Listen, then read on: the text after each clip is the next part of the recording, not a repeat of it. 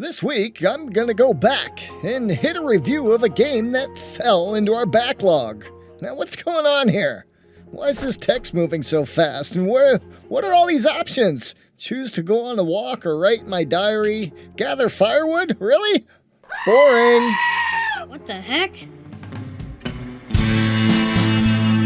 Howdy folks, and welcome to Being Fun Gaming. And this is our review of A Little Lily Princess! I'd like to thank the publisher for providing me a review copy of the game prior to its release. It was developed by Hanako Games. Oh, Hanako!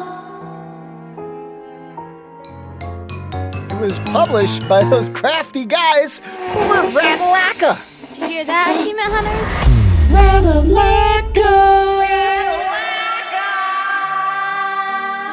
For some reason, I'll let you guess why, this game got pushed in my backlog for the last 6 months. It was published way back on May 28th for the price of $14.99. This week's release is a visual novel, so it's highly encouraged for you to go into the options first thing, toggle on the skip unseen text, and go ahead and max out the text display speed and auto forward speed. That'll help you a lot. So here we go. Rata sent me this game in mid-May this last year, in which I did my initial playthrough and write-up back then, and then I just kind of sat on this release. Not being overly thrilled about its release or subject matter, I guess guilt finally got the best of me, and I decided that since I'd redeemed the review key, the publisher actually deserves a review, so here we go. A Little Lily Princess. That one is kind of hard to say, or is it just me? The Little Lily Princess. A Little Lily Princess. I guess the name is based off a series of novels by the same name that follows a young British Indian girl as she journeys off to boarding school after being given everything her heart desired by her doting father. It sounds like a likely story.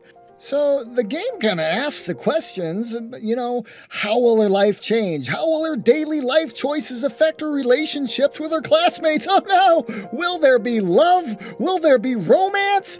I guess you'll just have to wait and find out! This game was rated T for teen based on harsh language, so don't even go there. As with all good visual novels, it originally released on Steam in 2016.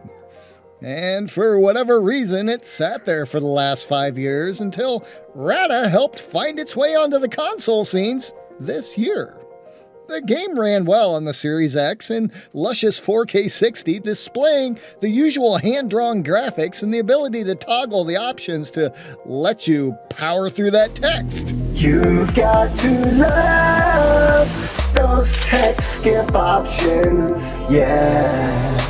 When I saw the words visual novel and Ratalaika in the same sentence, my achievement buds started immediately swelling. Ew, yucky. But let me first warn you, this game is more of a hybrid visual novel than the typical straight washes that spit out the completion just for running straight through the storylines.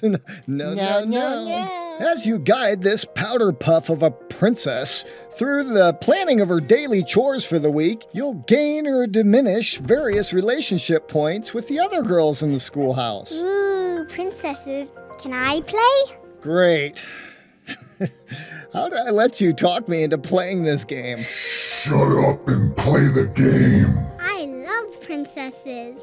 Okay, all these daily choices take a bit more attention to figuring out which task will help you fill up the relationship meters on the left side of the screen, which this isn't overly hard.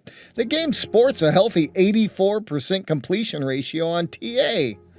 I just found myself, looking out the window and wanting to be doing something else rather than figuring out how I was going to make Tina like me. Tina, you fat lard, come get some dinner.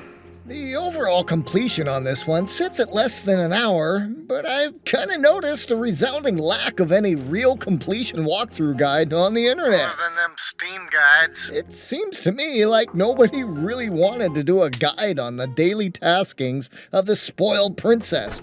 The game isn't broken in any way. It just overall felt like I was following the south end of a northbound skunk. A little Lily princess would probably feel right at home with someone who had a slower lifestyle and was looking for a non-violent, slow-moving game. As for us here on the farm, we gotta get going and leaving this game with a partial completion and 2 beans out of 5. Yeah, well, that wraps up that review right there. Here's some notes I took. Where I put the keys to the tractor. So, we make these new review videos every week, so if you're an indie developer or there's something you want to see besides Harvest Moon or Call of Pooty, let us know your thoughts and recommendations in the comments down below. Be sure to visit again next week As we continue to take humorous stabs at some of the industry's new and upcoming titles. Stay safe out there. We'll see you next time on the farm.